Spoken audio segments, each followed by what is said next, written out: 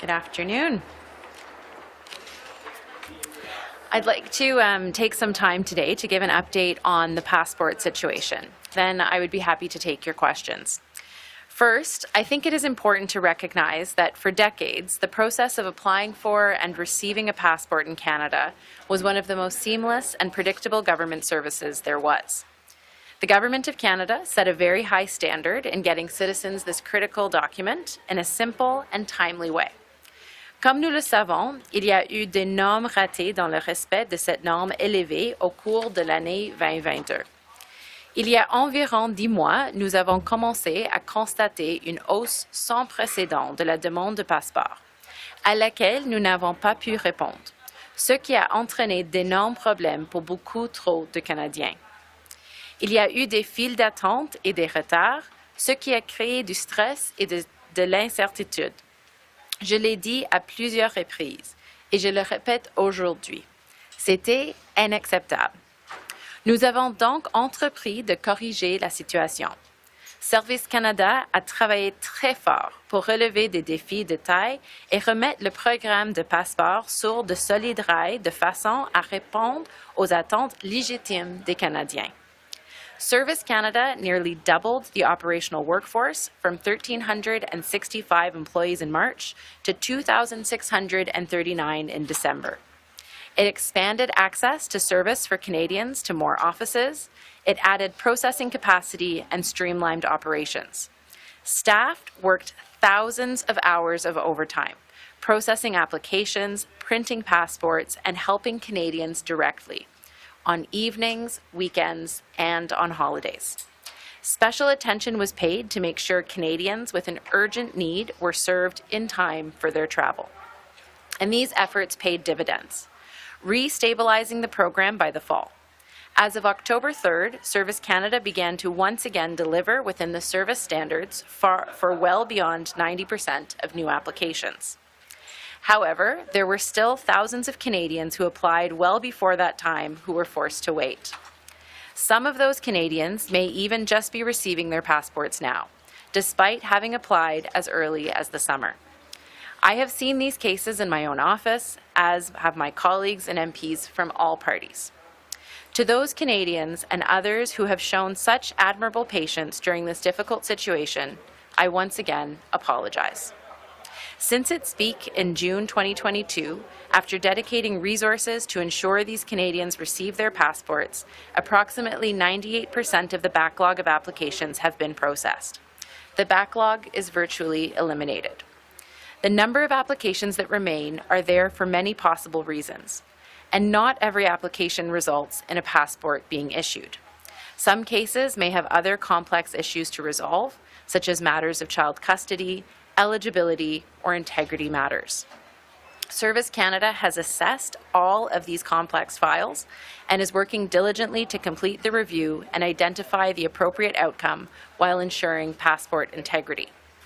The efforts and resources that have been deployed over the past year are now focused on maintaining service standards and anticipating growth in application volumes.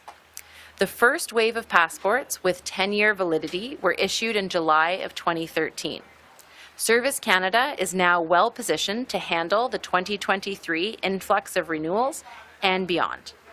Aucun programme ou service n'est à l'abri d'une crise, mais ce n'est pas une excuse pour ne pas être bien préparé. Les leçons apprises depuis le printemps ont été appliquées.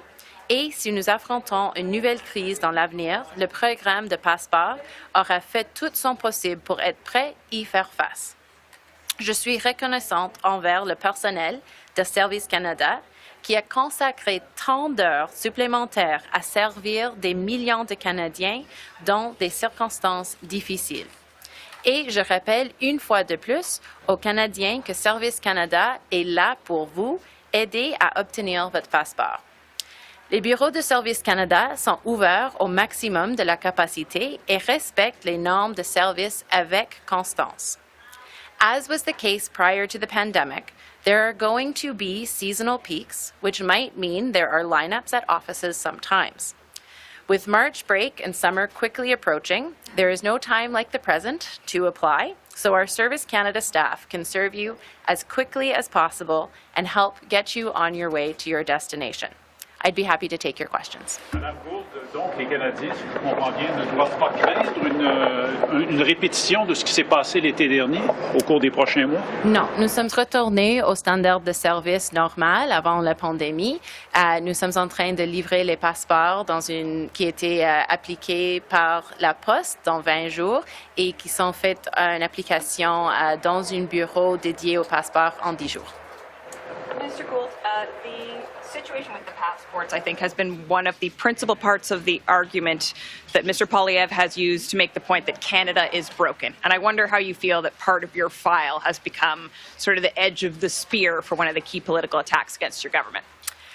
Well, look, what I would say is that when we were going through the pandemic, everything changed. Right? We knew that we were going to be opening up again. We knew that Canadians would want to travel.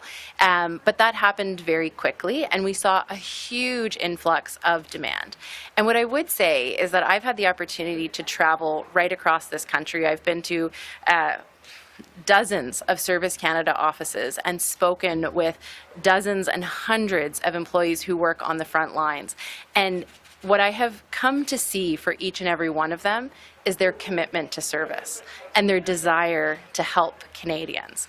And so if there's something that I have seen across this country is that those frontline Service Canada officers have done everything they can to respond to Canadians in a difficult and challenging time and have worked so hard to make sure that Canadians can access their passport and go traveling. And what I would say is that in the past year, we have moved heaven and earth to make sure that this system is working for Canadians. And, I'm here to say today that it is, and Canadians can apply with confidence. Do you have to convince Canadians, though, that Canada isn't broken?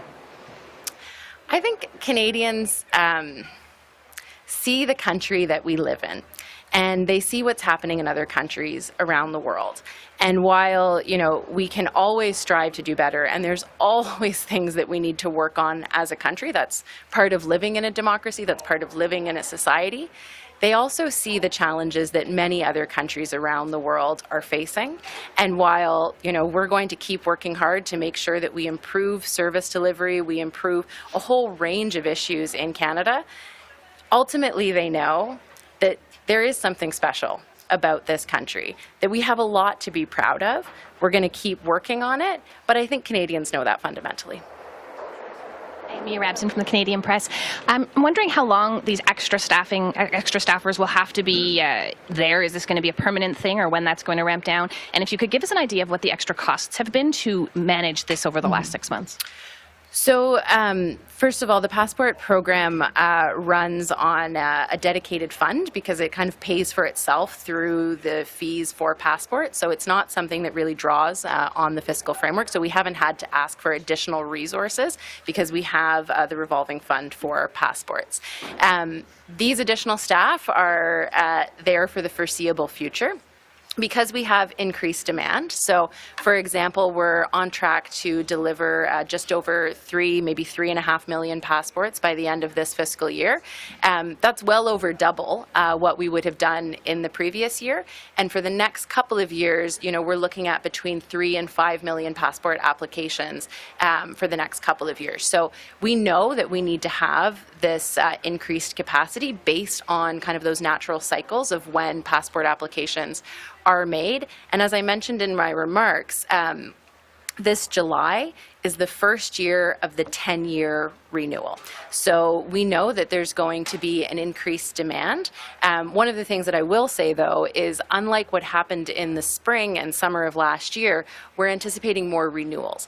One of the big differences for last spring and summer is that we had about 80 to 85% of applications were for new passports, so first-time passport holders, which are more complex, whereas what we're anticipating, particularly for this summer, is a higher level of renewals, and those are much simpler to do. Quelles leçons avez-vous appris, vous et le gouvernement, de ce qui s'est passé Oh, il y a beaucoup de leçons que nous avons appris de cette situation, mais moi personnellement, il y a quelques-uns. Premièrement, que le gouvernement peut réagir et peut changer la manière de comment il livre des services. Ce que nous avons vu dans les situations particulièrement à Montréal, parce que c'était un des endroits les plus difficiles et où il y avait le plus de pression sur le système, c'est de changer la manière de comment nous répondre aux besoins du citoyen, du client. On a changé la manière de servir les clients. Ce n'était pas seulement de les laisser dans une ligne à attendre. On peut faire des rendez-vous, on peut faire donner des cartes avec un rendez-vous pour plus tard et généralement traiter les citoyens d'une meilleure manière. Ça, c'est possible pour le gouvernement de faire et on a changé beaucoup comment on fait ces services en personne. Deuxièmement, on peut rendre des services où les gens habitent. Une des choses qui était difficile pendant cette crise, c'est que c'était plus efficace et plus rapide d'aller chercher un passeport en personne à un bureau de passeport que de l'envoyer par la poste. Mais on avait eu seulement à peu près 35 bureaux dans le pays où vous pouvez le faire. Alors, si vous êtes quelqu'un qui habite loin d'un centre de population, vous avez besoin de voyager là-bas pour le faire.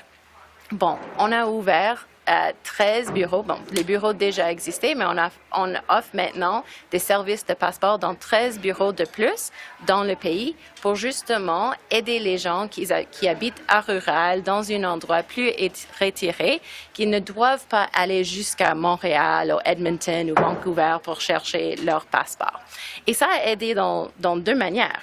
Premièrement, les gens, par exemple, du Yukon ne doivent pas voyager à Calgary ou Vancouver pour chercher leur passeport. Ils peuvent le chercher où ils habitent, à Whitehorse ou dans le territoire de Yukon.